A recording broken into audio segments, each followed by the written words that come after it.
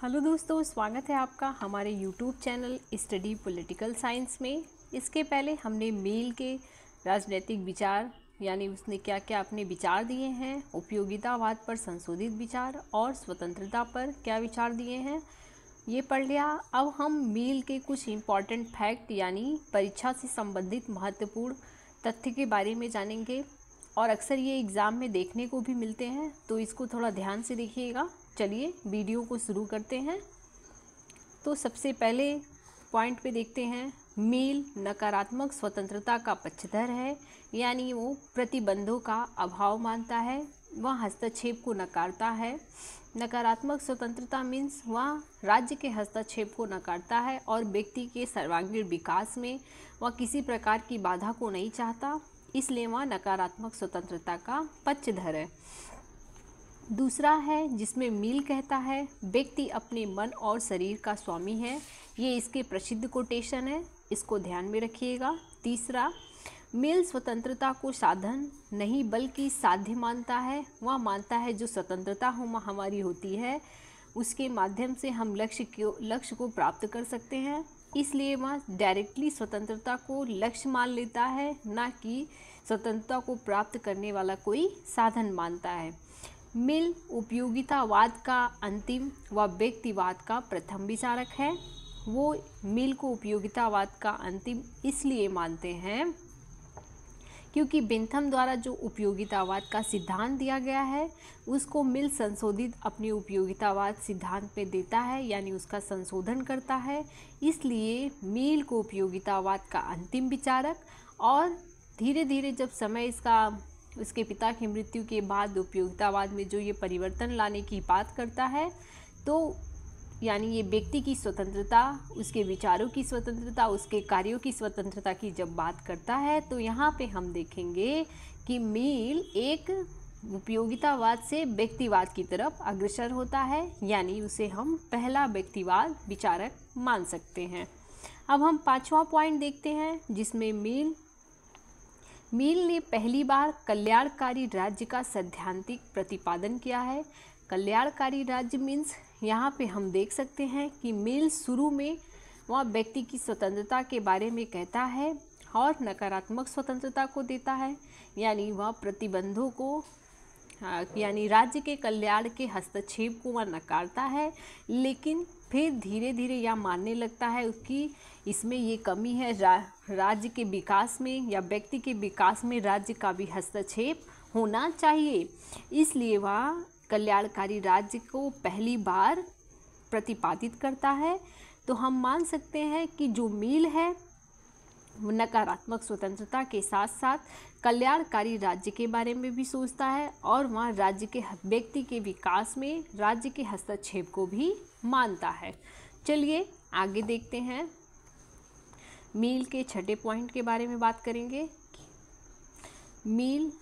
इस मील की आलोचना यानी बार्कर कहता है जो मील की स्वतंत्रता है वह खोखली है, व्यक्तिवाद का विचार अमूर्त है, यानी जो इसकी स्वतंत्रता के जो विचार हैं, यानी यह जो विचारों की स्वतंत्रता की बात करता है या कभी कहता है कि इसमें राज्य का हस्तक्षेप नहीं होना चाहिए, कभी कहता है कि राज्य का हस्तक्षेप होना चाहिए। तो इस तरह से ये जो अपने ही विचारों में उलझा है, तो इस तरह से बार्कर मील को कहता है जो इसके स्वतंत्रता के विचार है वह खोखले हैं, यानी इसका कोई आधार नहीं, निराधार है।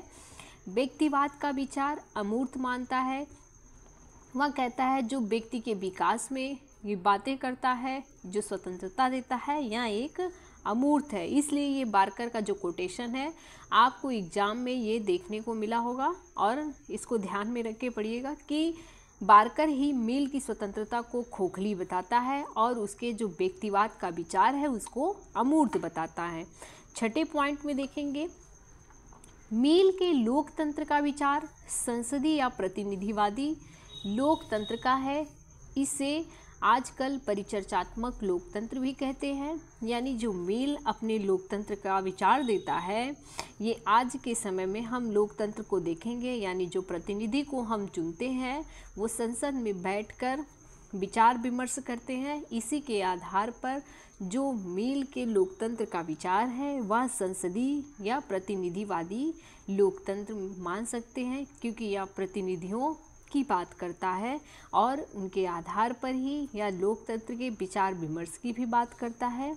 आगे देखेंगे 8वें पॉइंट में, जिसमें मैकफर्सन बताता है कि मिल के लोकतंत्र को उदारवादी लोकतंत्र के विकासात्मक मॉडल में रखा है। मैकफर्सन का भी एक कोटेशन है, इसको भी ध्यान रखिएगा। नेक्स्ट है 9 वेपर देखिए क्या कहता है, ये भी इम्पॉर्टेंट है, इसको भी आप ध्यान में रखिएगा कि जो वेपर के मिल के विचार पर क्या वह देता है। मिल को अनिच्छुक लोकतंत्रवादी कहा है। इसका कारण वह यह है कि वह सभी व्यक्ति को समान मत देने का समर्थन नहीं करता है। मिल मानता है कि जो व्यक्ति अपनी प्रतिभा में धनवान होता है, यानी विद्वान व्यक्तियों को ये एक से अधिक मत देने की बात करता है, और जो व्यक्ति विद्वान नहीं है यानी मानसिक रूप से कमज़ोर हैं उनको एक मत देने की बात करता है। मतलब ये मतों का बंटवारा अपने आधार पे करना चाहता है। तो इसलिए हम इसको कह सकते हैं कि जो मिल का लोकतंत्रवाद का विचार है या अनिच्छुक है, ऐसा वेपर मानता है। यानी ये इसके इच्छा के अनुरूप, लोकतंत्र के इच्छा के अनुरूप है, इसलिए ये जो लोकतंत्रवादी विचार है अनिच्छुक लोकतंत्रवादी विचारक इसको कहता है। अब हम देखेंगे मिल जिसने स्वतंत्रता की बात की है, वह 2 तरह की स्वतंत्रता की बात करता है। सॉरी, यहाँ पे हमने 3 लिखा है, आप यहाँ पे 2 कर लीजिएगा।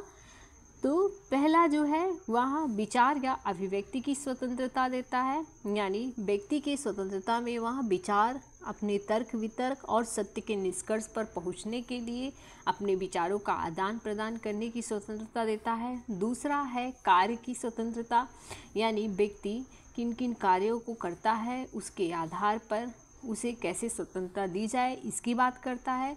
आगे ये जो कार्य की स्वतंत्रता है उसको भी 2 भागों में बांटता है, स्वविषयक कार्य और दूसरा है परविषयक कार्य। स्वविषयक कार्य में व्यक्ति जिन कार्यों को करता है उसका किसी अन्य व्यक्ति, राज्य या समाज पर इसका कोई प्रभाव नहीं पड़ता है, या सिर्फ उसी व्यक्ति पर प्रभाव पड़ता है जिस व्यक्ति द्वारा इस कार्य को संपादित किया जाता है।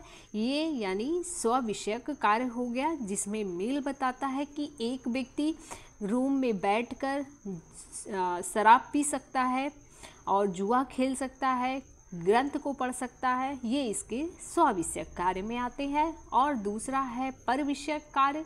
परविषयक कार्य में ये बताता है कि व्यक्ति जो कुछ भी कार्य करता है उसका समाज पर, अन्य व्यक्ति पर या फिर यूँ कहे राज्य पर प्रभाव पड़ता है, तो राज्य को इसमें ये हस्तक्षेप करने की अनुमति देता है। जैसे कोई व्यक्ति भाषण दे रहा हो, रोड पर ज़ोर ज़ोर से चिल्ला रहा हो, तो यह कहता है कि इसका समाज पर बुरा असर पड़ता है, तो समाज इसका विरोध कर सकता है और राज्य इसमें हस्तक्षेप कर सकता है। और नेक्स्ट पॉइंट है जिसमें बेंथम के उपयोगितावादी सिद्धांत का यह संशोधित रूप दिया है, यानी उसका संशोधन किया है मिल ने। और चौथा या लास्ट पॉइंट आप देखेंगे, मिल के अनुसार सुखों में मात्रात्मकता के साथ साथ गुणात्मकता का भी अंतर यह बताता है। जो बेंथम ने बताया था सुख दुख का मात्रात्मक, उसने मापन भी करके दिखाया था, वो हमारी वीडियो में है, आप उसको देख लीजिएगा। तो फिर मिल ने उसका संशोधन करके बताया कि सिर्फ व्यक्ति के सुख दुख को मात्रात्मक यानी उसकी गणना माप नहीं कर सकते, गुणात्मक का भी अंतर होता है। और मिल का एक प्रसिद्ध इस पर कथन भी है, वह कहना चाहता है कि एक संतुष्ट सुअर के बजाय एक असंतुष्ट सुकरात होना बेहतर है। यानी वो कहना चाहता है कि व्यक्ति के भावों को समझना अत्यधिक आवश्यक है, ना वो यानी सुख दुख के मापन को सिर्फ मात्रात्मक ढंग से ही नहीं गुणात्मक ढंग से भी किया जा सकता है। इसी के साथ हमारा वीडियो समाप्त होता है। मिलेंगे नेक्स्ट विचारक के साथ। फिर अगर आपको हमारा वीडियो अच्छा लगता है तो प्लीज़ इसे शेयर और सब्सक्राइब करें। Thank you.